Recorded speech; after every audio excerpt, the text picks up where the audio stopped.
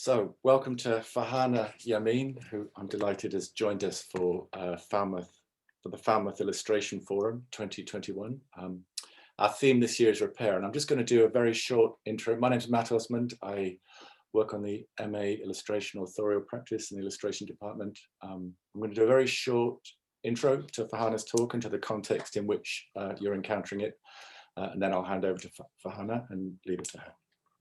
And just to say, if you're watching this at the live stream at 12:30 on Thursday the 4th, we're hoping that there'll be a publicly accessible Q&A at 1:30 that you should also see a link to join.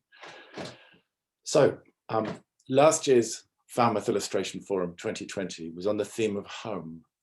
Amazingly, it took place with 200 people gathered in a lecture theatre 1 week before the first lockdown. We were speaking last year to the climate and ecological emergency, which was also the time at which our conversation with Farhana began, and we're delighted now to have her come and join us a year later. After a series of talks which unpacked the climate and ecological emergency and what it means for artists to respond to it through a number of different perspectives last year, we wanted to turn more fully to the notion of repair this year, which is not solely linked to that theme, but is deeply entangled within it. The way we put it on our introduction to the forum is that we wish to speak to the intersecting processes of repair called for by uneasy times and by the damaged societal structures that the relentless spread of COVID-19 continues to expose. So for those of you who are encountering this via the Sustainability Week's live stream, we're delighted to be co-hosting Farhana's visit with the Falmouth and Exeter Student Union's Sustainability Week, and really wanted to give a shout out for the great work they've done. And in that context, in preparing for the talk, I was saying to Farhana, one of the things that was really on our minds in the events we were putting into this program was, what does this word sustainability at this point actually entail? And what does it ask of us as citizens? So just before I read Farhana's bio and hand over to her, I just want to read a paragraph from an essay that Farhana wrote in 2019 called Die, Survive, or Thrive. Normal politics has failed us.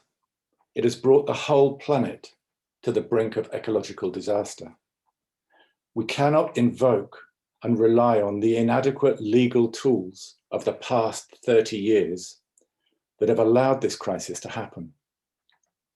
We need everyone to unite, from the left, from the right, and every shade in between, and especially young people, many of whom are too disillusioned to vote or who are excluded because they are only 16. We need everyone to undertake mass civil disobedience to create a new political reality the whole world over. But we can't get there if we work in silos and factions. We need a movement of movements to model the unity and urgency we need right now. The new movement of movements must be led by our youth and by those who have been resisting business as usual, especially communities of color and those at the forefront of oppression. So Farhana's talk today, like all of the guests at our Repair Forum, we invited them to complete this phrase, Farhana Yamin, repair as, and Farhana offered to speak to repair as reparations. Farhana Yamin is an internationally recognized environmental lawyer, climate change policy expert, and activist. For 30 years, she has provided high-level strategic and legal advice to leaders of vulnerable communities and was lead author of 3 assessment reports for the Intergovernmental Panel on Climate Change.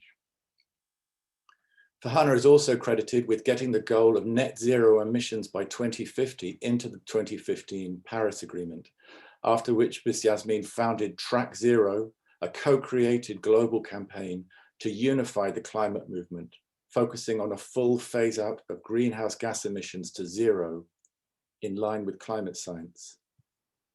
In 2018, she joined Extinction Rebellion, or XR, as coordinator of the political strategy team and played a central role in the rebellion, including getting arrested in April 2019 for gluing herself to the HQ of the oil giant Shell. She now remains a member of XR's International Solidarity Network and is an associate fellow at Chatham House, a senior advisor for Systemique, a trustee for Greenpeace UK and Julie's Bicycle, and a member of the programme committee of WWF UK. So we're delighted to have you with us, Farhana. Welcome, and I look forward to your talk. Oh, thank you so much, Matt. Yeah, I'm really remembering how we had an in-person chat in Falmouth. I think it was on the 2nd or the 3rd of January, and we were talking about the possibility of coming down and talking. So fast forward, 13 months on, and we're still in this hybrid online world, which probably will continue. But I'm really excited to join you and look forward to seeing some of you in person for the live Q&A, which is going to happen next week. So it was a very kind introduction. Yeah, these themes of sustainability, for the planet and for us as individuals, as human beings, what does it really mean for us? And yeah, the topic of repair as reparations is very much on my mind, and I'll hope to get through my sort of 45 slides, which is roughly 1 per minute. And I'm really struck by how much healing depends on us understanding and acknowledging and making good the damage that has been done. And the first step in that is sort of recognizing that. So this theme of making whole, which is what reparation really means, it has a massive legal connotations as well, financial connotations, but it really is about healing and making good something that's been damaged. And our planet has been damaged. So in my sort of outline, I've got some questions that I'm asking myself all the time, and which this lecture is about. I want to explore a little bit about what we mean by collapse. The original talk series was Art After the Collapse. And, what do we really mean by that? What do we feel about it? What are our views on it? Who is the we? I'm going to talk a lot in the first person. I'm, as Matt said, a lawyer. I've been now active in the climate change negotiations in the international field for about 30 years full time, actually. I started out in 1991, but I'm also a Muslim who came to this country as a young child, aged 8, from Pakistan. Didn't intend to settle here. My family came for initially a 3-year period, and we were supposed to go back and didn't for various reasons. I'm therefore a migrant, a Muslim. I'm a mother, and I've in the last few years also reattached the word activist, and I've asked everyone to add it to their CVs. I guess I was always an activist, in my youth. I took part in various social movements, Rock Against Racism in the 70s. I was at Greenham Common for a few days while I was at uni, actually. And I was a feminist and took part in the peace movement of the anti-imperialist war movements in the 80s and 90s. And I guess when I qualified as a lawyer, I stopped doing so much activist stuff and became much more a professional. And because I was using my law to protect the environment, I stopped doing so much, I guess, as an activist on a personal level. So I'm going to talk a little bit about who I am and what our feelings and our own professional pathways and trajectories are and what they lead us to a little bit. And it's led me also to try and, connect much more with non-lawyers and diplomats and with artists and creatives and people who are there to imagine and support and dream with us, and who are not just involved in climate science or climate diplomacy. I'm going to talk a little bit about what's at stake at COP26. COP26 is the name, the acronym, the Conference of the Parties, that is now in its 26th year. So we started the first one in 1995, but we had 4 years of preparations, negotiating the climate change agreement, and then its entry into force triggered the first COP, which was in Berlin in 1995, that I attended with, and I've attended nearly all of these COPs except for 2. So I think I'm pretty much, I'm very confident that I'm the person in the UK definitely who's attended the most COPs, but no one else has challenged that claim so far. There's a few people abroad who have been to every single COP. So yeah, my full-time role in these negotiations has been very much the way in which I explore some of the issues relating to ecological safety, planetary safety, as well as, you know, the protection of vulnerable countries, which is what I've represented, but also vulnerable communities and our future generations. And the whole world of sustainability, for me as a lawyer, evolved around the definition of sustainable development that evolved in the early 90s, and especially at the Rio Earth Summit in 1992, which was you know, making sure that we didn't take more and left as much, or if not more, for future generations. So I'm going to talk a little bit about the COP, and then focus a little bit on why we need different kinds of creativity and collaboration, and at least for me, what I'm trying to do, what they might look like for me, what is nurturing me and exciting me and taking my energy as well.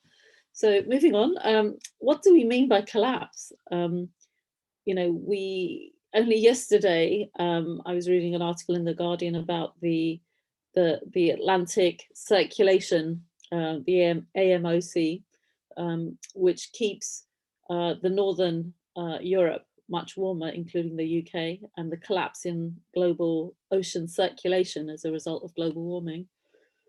So we're looking daily, almost every day, there's some ecological tipping point, which we've either breached or we don't know if we've breached or may have already breached. And in fact, 4 out of, I think, 9 planetary boundaries have been breached. So there's a big sense of what, you know, ecologically, we are absolutely changing life systems that have sustained us for hundreds of thousands of years. Economic collapse, well, we're in the biggest economic downturn, a complete recession, and that's global, and it's ongoing as a result of now the intersection of, you know, COVID with the aftermath of a global financial recession, which started in 2007, 2008, which was triggered by the collapse of the financial system and its bailout. So actually, this crisis that we're finding ourselves in now has many different layers, many different roots, and, you know, we're, as I said, also in a political, is there, you know, a sense that they were in a political collapse? And by that, actually, I think, are we looking at a whole generation of people who no longer see democracy as the norm, as the ideal, as what we should be striving for, as what serves us? So certainly for me, and my turn to rebellion was really, you know, triggered in part by thinking that our political system in the UK, in the US, in all over the world was hijacked and had been, you know, captured by vested interests, especially the gigantic fossil fuel industry, the finance industry, you know, those who were, you know, benefiting and resisting any kind of change. So I think, you know, we can look at collapse from that point of view. Social collapse is quite different. I think a lot of times people have conflated all of these different things. Actually, in an economic or a financial or a security crisis, often social systems, you know, become stronger and don't collapse. They come together, and in fact, it's a well-known political technique to have a crisis or have a war. In fact, you know, in order to appeal to unity and to stifle dissent and to make people focused on a shared challenge.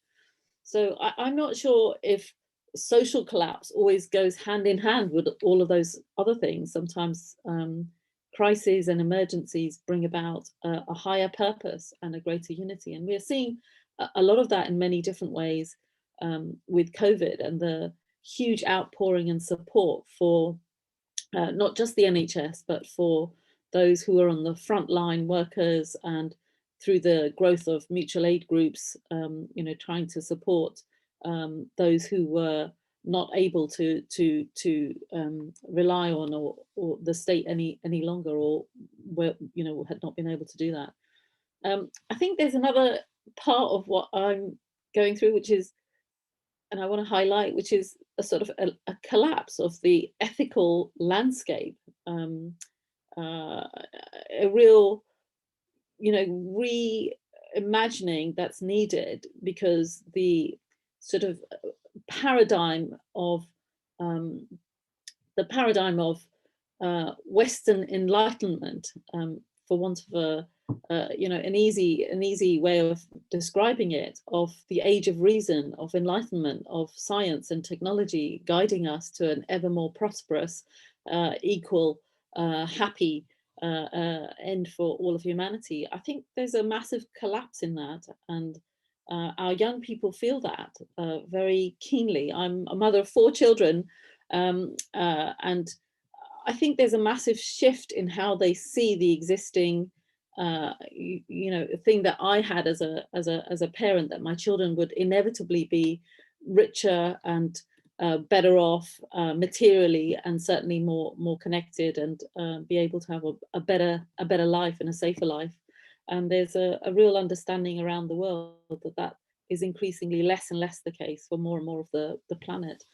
I think, the rise in mental health, climate anxiety, on top of all of these other fears and reevaluation of where we stand, is really part of this bigger, I think, awakening that perhaps we're coming to, which is really a collapse in this idea of enlightened progress, and spreading, basically from Europe outwards into the rest of the world. I think a lot of this has massive implications for how we still find joy, what we find, what nurtures us, what keeps us sustainable in an individual sense. How do we find beauty and love and emotion and connection when all of these different collapses are going on all around us, all of this change is going on all around us?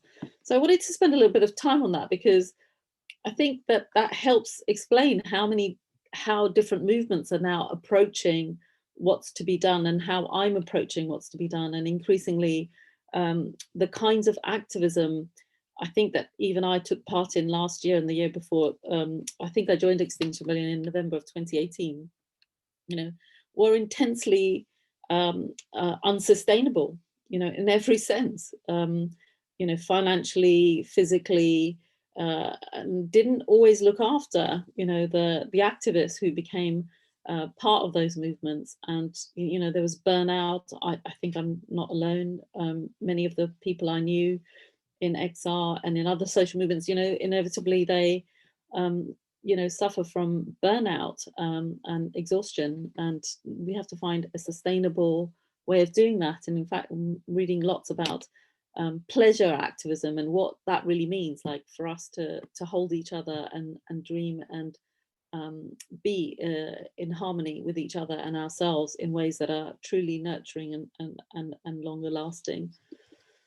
So I think, personally, in the face of danger, which we are in, we are facing many different threats. Many people will have lost their jobs or know people who are. In a strange way, I feel, I want to say honestly, like I'm looking forward to the collapse of Western civilization, based on extractive capitalism, white supremacy, and patriarchy.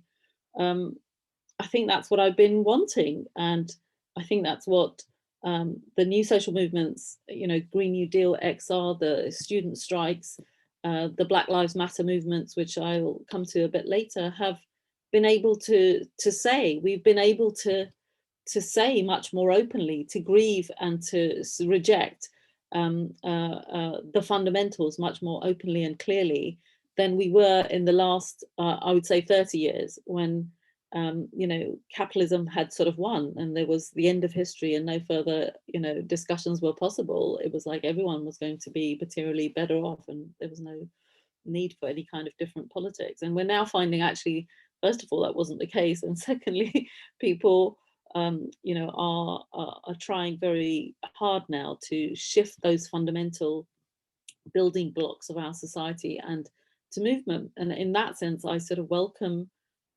some collapse. So that's my take on what and how I want to approach the different forms of collapse that are going on around me. I see, especially with the countries and the communities that I work with, there's a sort of a double, it's a double-edged sort of sword talking about collapse. There's also a sense of possibility and a sense of, ulcers being lanced and the bad, finally, surfacing so that it can be healed.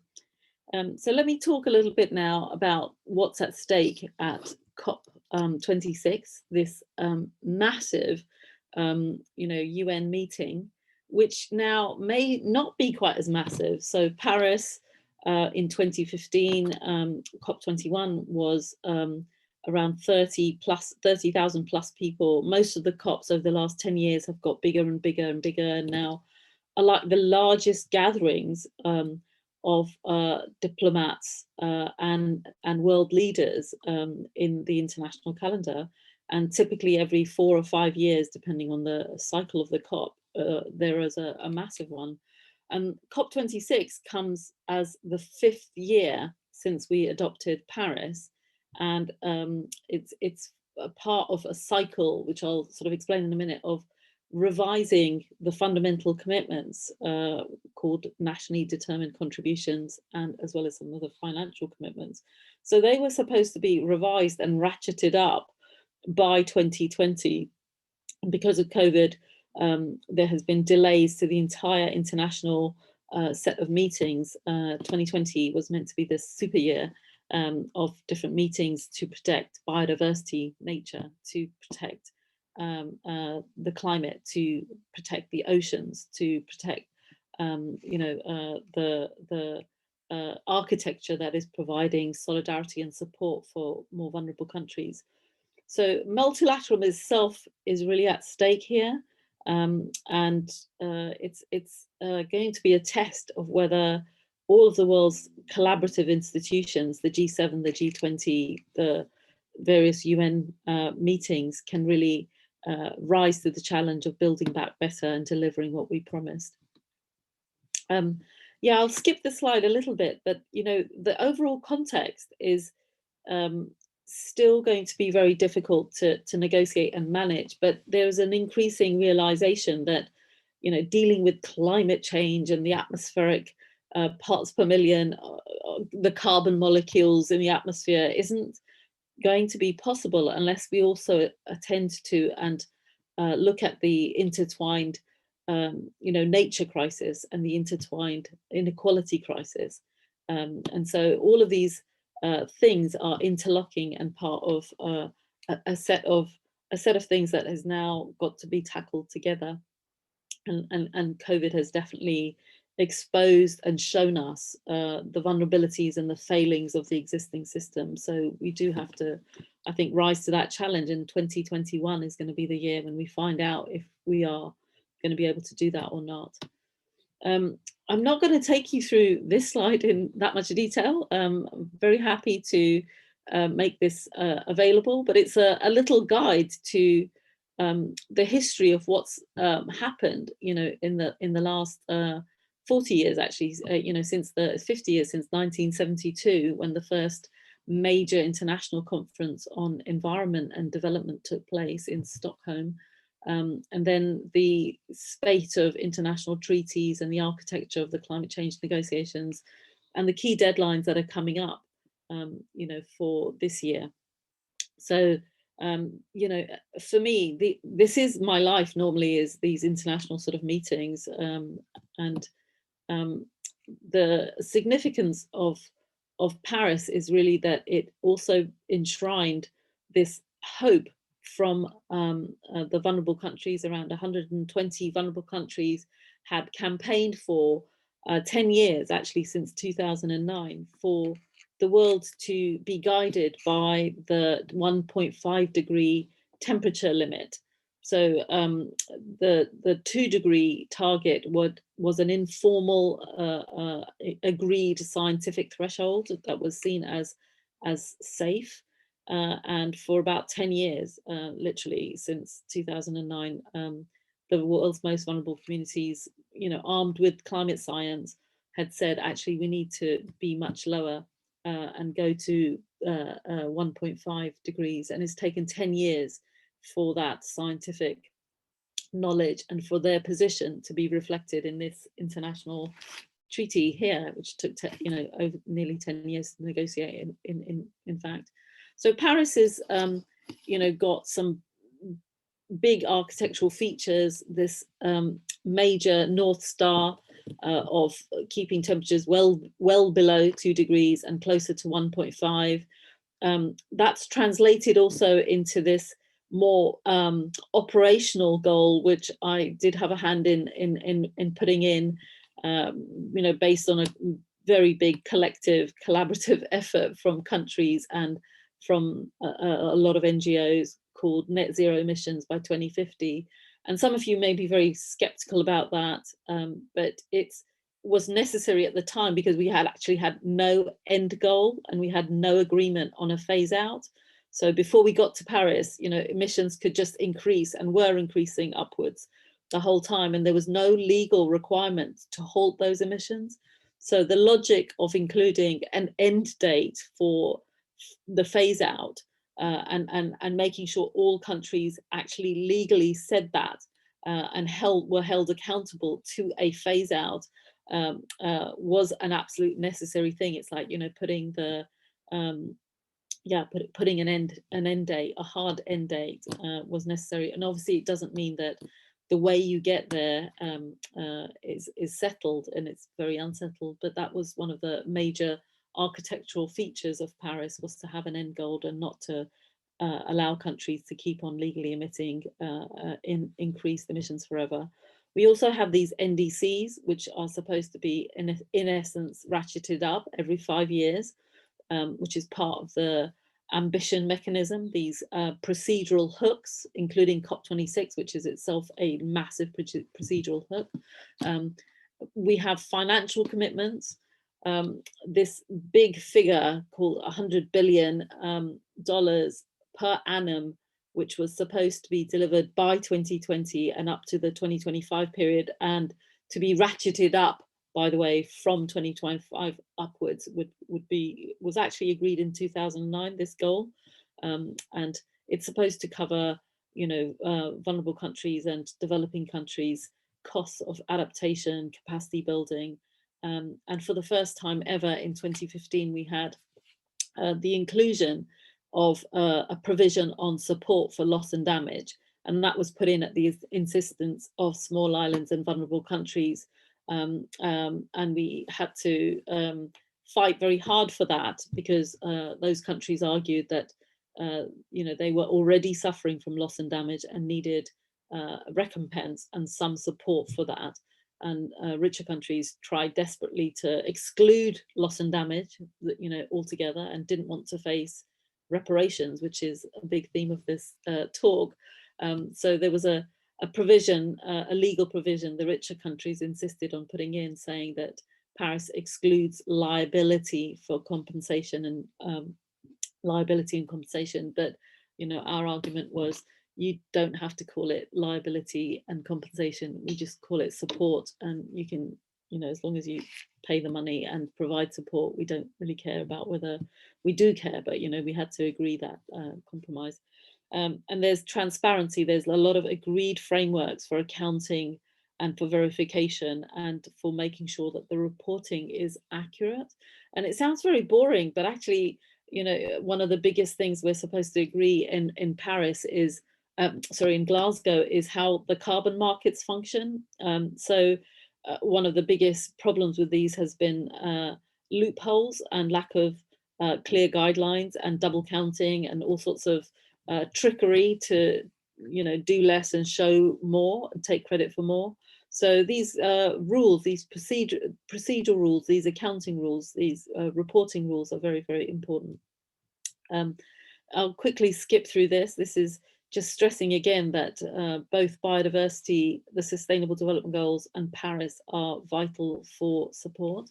Again, I won't go through this, but these are just some of the reports that have come out in the last 5 years, going from the last 3 years, going from the IPCC special report on 1.5, which was my personal trigger, frankly, for joining XR. I felt, in 2018 when this came out, you can't just read this report and have a briefing and a sort of chat session. You need to go and put your body on the line and get arrested, and that's what XR did in October of 2018 when the report came out.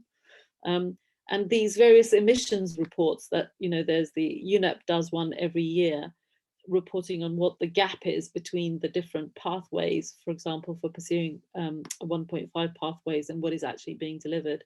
And as I speak, actually, by the time I finish this talk, the UNFCCC Secretariat will publish a report assessing the 75 different national plans that have been submitted by the 31st of December 2020, the Paris deadline for the upgraded commitments. And those sadly show that they have enhanced, each country's enhanced a little bit, but the overall impact is so abysmally low that it's quite sort of heartbreaking. And that's why I'm going to speed up and stress why we need rebels and creativity more than ever in the period ahead. A little bit of background. It's a nice summary of why this very small temperature, difference between 0.5 degrees makes a massive difference to hundreds of millions of people and to the world's ecosystem. So it's very hard to communicate that. Most people don't understand the global climate and the variability that's now built into the system. So moving on to,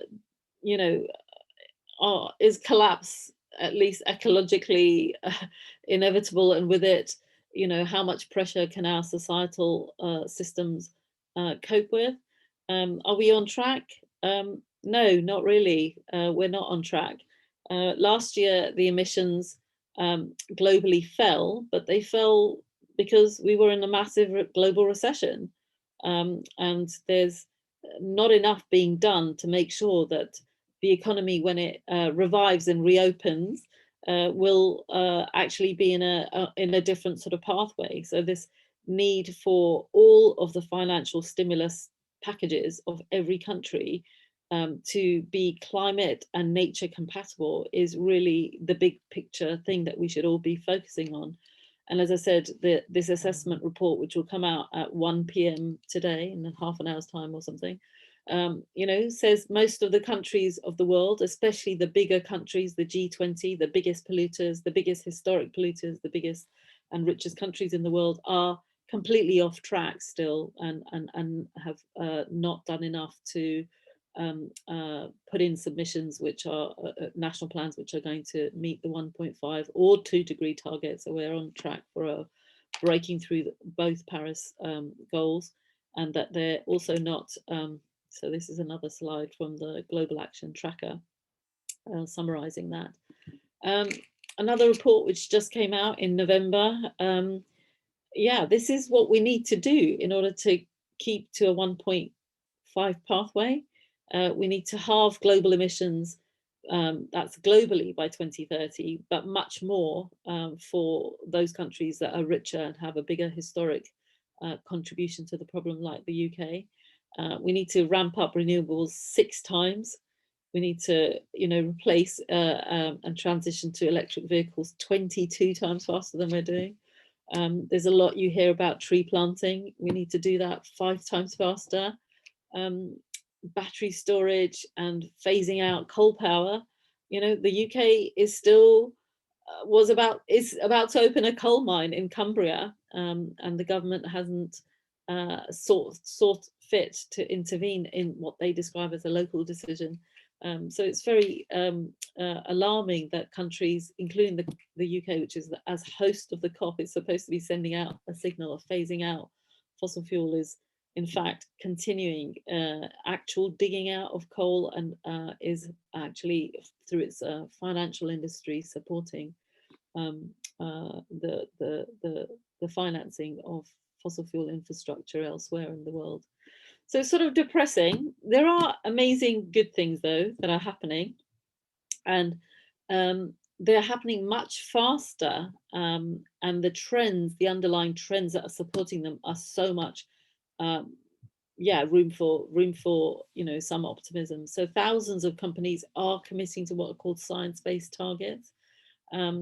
Thousands of cities, universities, investors are committing to much earlier than 2050 phase outs, and trying to get to zero much earlier. My own personal sort of, I have 3 main themes to organize my work, which is 2030 is the new 2050. We've got to move everything forward, so we have to move the phase out date now that we've got it in legally. We now have to move it forward, and that's the way actually most environmental laws and policy has worked. So there's usually huge resistance to targets and end dates, but once people get their heads around things and regulation happens, then actually those targets tend to be achieved more cheaply and faster. So I think we're maybe at that point that we can get to that phase out much faster, quicker somewhere else. I think I've already talked about this, but you can watch that later. So there's another report that my organization that I'm an advisor to, called Systemic, did, called The Paris Effect, which is really worth reading. And it does show essentially that, millions and millions of jobs can be created in the new carbon economy, and that, there's the solutions are not waiting to be invented. Most of the economy and most emissions can be phased out very rapidly at existing cost, and the solutions are out there. So that shows that little column at the end, those things. And that's another nice report to read about what a sustainable recovery in the building sector looks like.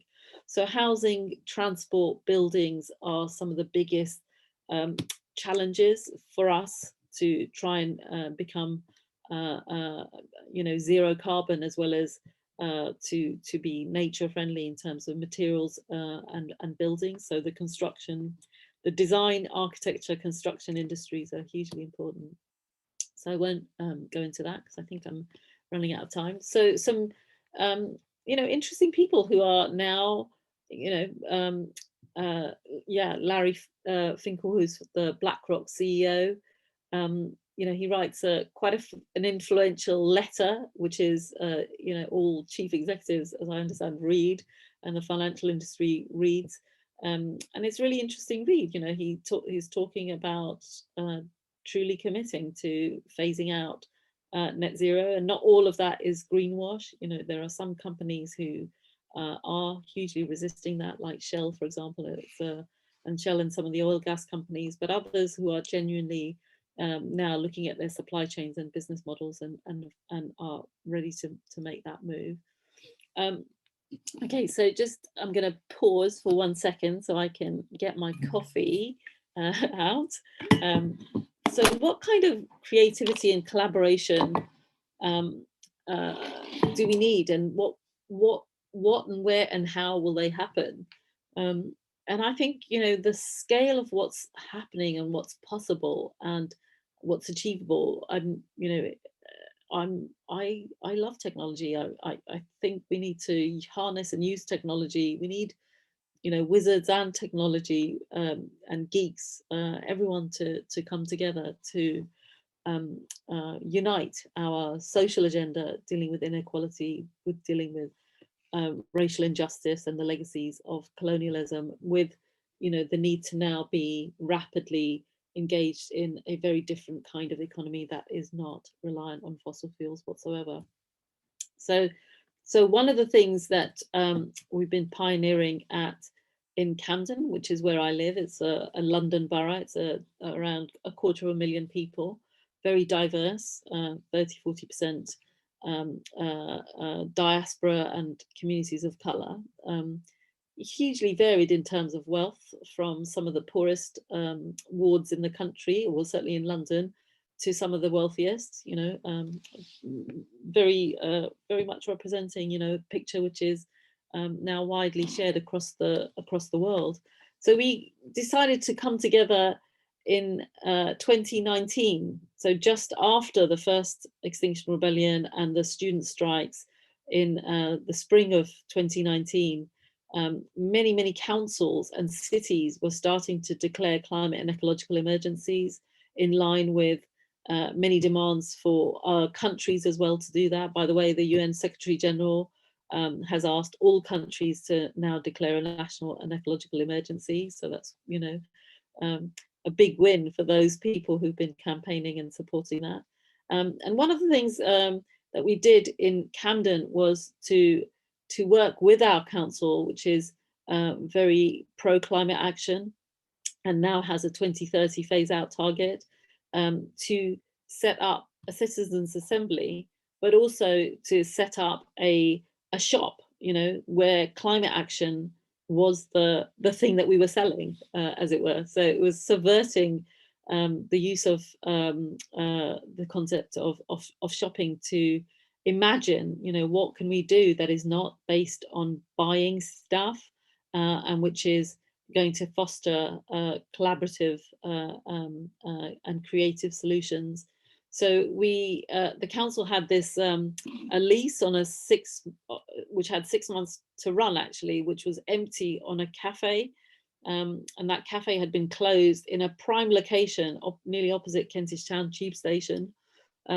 So they let us have that, and they collaborated, and we created a little hub, and ran hundreds of events before COVID shut down the actual events.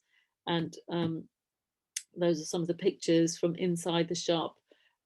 This was supported by Culture Declares Emergency. I'm sorry, there's a couple of banners at the bottom of the page, which is from a slideshow that I did of this to Kirklees, Declares Emergency.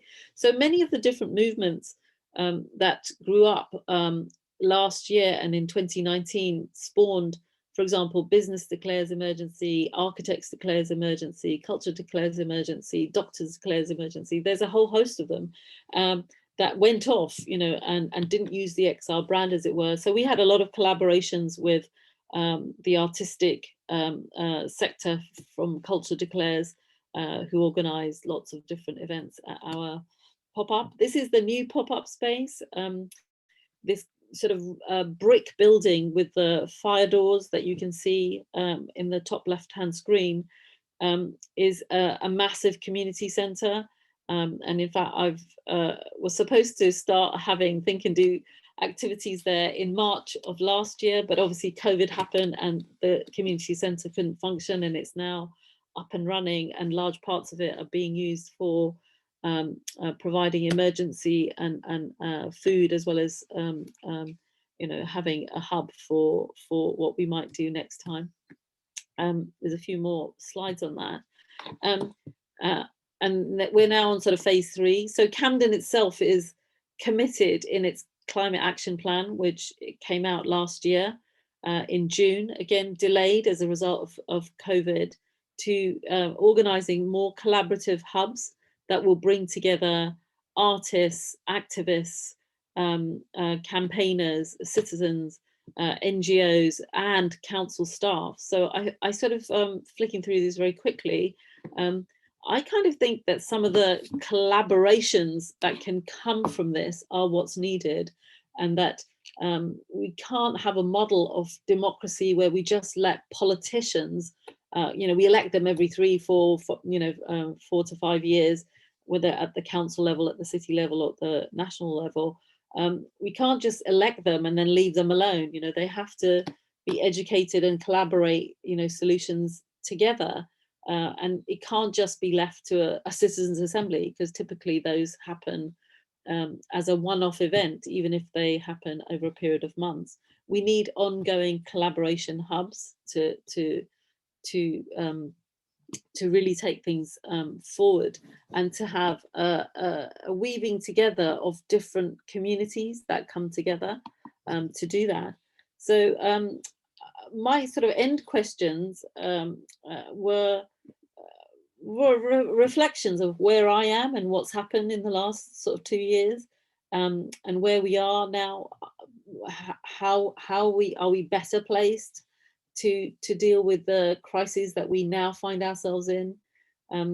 What can XR, the Green New Deal people, the Black Lives Matter, which came up as different movements, especially last year, what can they learn and do together that will lead to more lasting change? And this was a slide that I had from last year, actually, when I was giving different lectures and talks. And it was 2019 was the year of climate environment sort of movements all around the world, whether it's as I said, Sunrise, Green New Deal, Fridays for Future, XR itself. And this one is the one from actually last year. So last year we had Black Lives Matter, but we also had, white supremacy flourishing and out in the streets openly. So not all social movements have progressive ideals at their heart, and it remains to be seen whether the racism and the fascism and the deep-seated nostalgia, which is quite toxic nostalgia in many cases, whether that's really been defeated or curtailed or limited. I'm not sure that it has. I think we are seeing a really fundamental and very fraught sort of period, which is why, again, we need much more creativity. We need safe places to share our anxieties, our fears, our hopes together.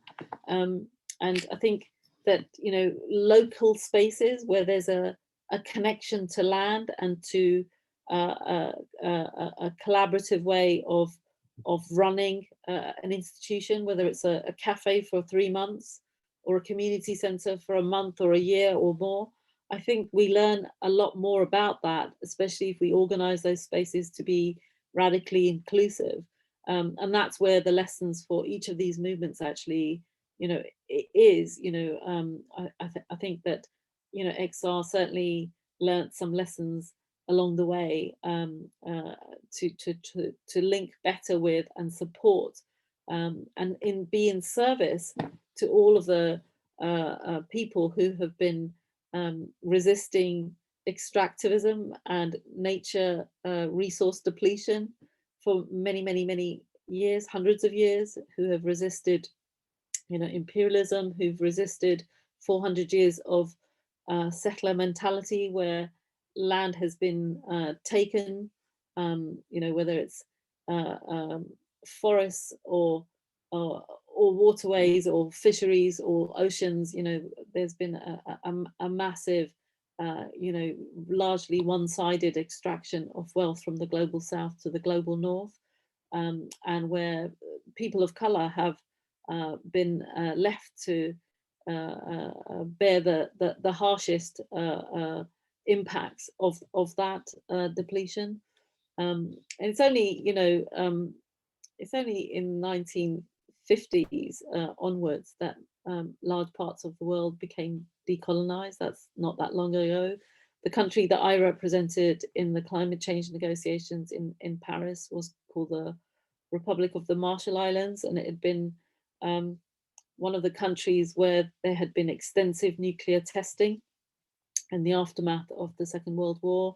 One of the islands that belonged to the Marshall Islands had been requisitioned and used as a military base and for nuclear testing, called Bikini. The Bikini Atoll is an island that was part of the Marshall Islands. There's a massive legacy of nuclear pollution, refugees, people who were moved from islands that were suffering from radiation. So for many of these countries, they have, the president of the Marshall Islands, Hilda Heine, who I was the advisor to, said to me, Farhana, climate change is just one more of the things that we're having to now face. We've had to face an existential threat, and people have tried to take over our land and our people and break our culture for hundreds of years.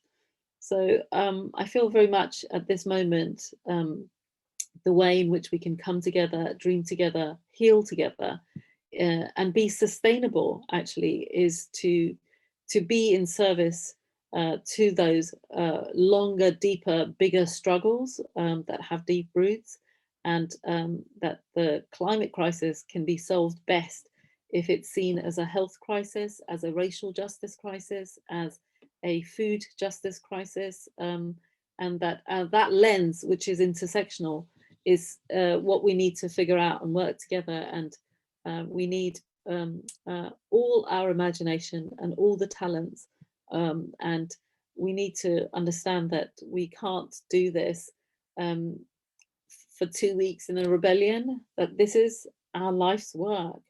We stand on the shoulders of many movements and giants, and it's fanciful to think that it can be over and done with, with one election, as I highlighted at the end slide, Biden and Harris. It is a historic victory, and their program reflects the most fundamental shifts in demands that I think XR and the student strikers and the Green New Deals, led all of these movements, especially in the US, led by people of color, led by Indigenous people, who are now, very much reflected in the cabinet and in the positions that have been taken up. So there is lots of room for optimism, but only if we keep doing this hard work of recognizing that our different struggles are linked, and that this set of extractive capitalist practices, which itself relied on racism and relied on white supremacy, can only be dismantled if we act and learn from each other and do that together. So I think I'm going to leave it there. And I don't know how long I've taken, Matt. I'm sure, let me have a look at my clock. Taken up the best part of an hour. So I'm very happy to have some questions, or to leave them until we meet for the live questions and answers. Well, but I want to say thank you. And yeah, I'm very, very happy to, make, as I said, make some of the slides available after I've tidied them up a bit. Thank you, Farhana. That was a fantastic talk. And yeah, I stupidly sort of forgot to set any kind of timer, and I'm not totally clear what time we started, and the recording isn't showing me how long we've taken. But maybe I think it's about 53 minutes. You and I, unlike people who are listening to this live stream at 12:30 on Thursday, have got kind of 4 or 5 days till we meet again for the Q&A. And of the many, many ways that we could go with what you said, I just wanted to sort of give back one thing that really struck me when you were talking, and connected with conversations with students on the MA Authorial Illustration course, where Donna Haraway's been a big inspiration for a number of years. She's really helped in recent years a number of people really formulate what they're doing with their work, and the notion she's coined of staying with the trouble. And I was thinking, when you were talking, in the collaboration with arts and broader kind of social movements of the kind you're talking about scale. And there seems to me there's a kind of natural tension between the person and a person and a movement. And I just had the image when you were talking of switching between satellite view and street view, that there's a way in which the arts bring my notion of staying with the trouble anyway, is kind of getting smaller, getting up close, what Donna Haraway calls making kin. But this kind of, when we speak, when people stand on a COP platform, they speak to peoples, but often, not always, but often artists speak as a person to another person. And then of course you get diversity of voices, whose voice are we hearing here? And I think you get a kind of, I was thinking about maybe a movement from individualism to intimacy, and whether there's something there about burnout, for instance, also about reclaiming our lives from the inevitable need to express deadlines in urgent terms, that again and again, very naturally, policymakers, people who are trying to pressure policymakers will say, if we don't do it by then, it will be too late. And I feel like, to me, coming to it from an arts point of view, there's a kind of, to borrow your essay title, Die, Survive or Thrive, we choose to thrive. That's unconditional. We go to meet whatever happens, articulating our experience of it and living in community by making work. I'm rambling now, but that's where your talk left me anyway, is a sort of focused sense of how we come as individual artists in community to these bigger movements. I don't know if that. There's so many things that you've just said. So for me, the big three things that I'm working on is 2030 is the new 2050. The second one is repair as reparations. Nature protection starts with reparations, because you can't keep, ignoring the fact that nature was being protected before you started doing all this damage. And the third thing is community is the new COP. Yeah, so for me, I've literally, taken my body, myself, my talent, my resources, my ideas from, a huge investment in the COP and in national and legal policy processes, to that community level space and hyper community. So it's not even Camden. Camden is 250 million people. So this has to start street by street, ward by ward. And that's where that intimacy, that connection, that ability to really have transformational conversation happens, but only if it's done in ways that recognize the legacy of race and bias and discrimination and an understanding of microaggressions. And if you don't do that, you simply replicate white privilege all over again, and male privilege and all of those things. So devising these community spaces so that they can be radically inclusive requires you actually to translate, and understand and act on how you dismantle white supremacy, how you dismantle capitalism, how you dismantle patriarchy, how you respect the desire from so many young people for non-gender conforming lives, and I feel like it's bringing that massive set of values and transformational, concepts epistemically right down to our streets, right down to our high streets, right down to our own personals, in ways that can be intimate and friendly and safe. Because if we can't feel safe in our shops, cafes, houses, and workplaces, where can we feel safe? What is the safe world that we're trying to find? What is the safe, wonderful world? It's not out there somewhere. It's got to start from here. So yeah, your interventions, provoked me to think about lots of things. And I think there is this real discomfort with these deadlines and times. So my life has been really saturated by, and the climate campaigning is saturated by, these fixed timeframes, and then building everything up to this sort of point, that we're running out of time. The carbon budget's been used up, la la la. We've run out of time, to this more expansive, free notion that I think art and creativity allow us, is to step away and to look at geological time, to look at, things that allow us to be more reflective and not feel so boxed in. So yeah, I'd love to connect and hear and read some of what you've all been reading and thinking about in your sustainability week, as very nurturing, yeah, for me too to hear. That's a lovely completion of your talk into an active intervention into School of Art students, but also anyone else listening to this, to come and join this conversation with Farhana at 1:30 on Thursday the 4th.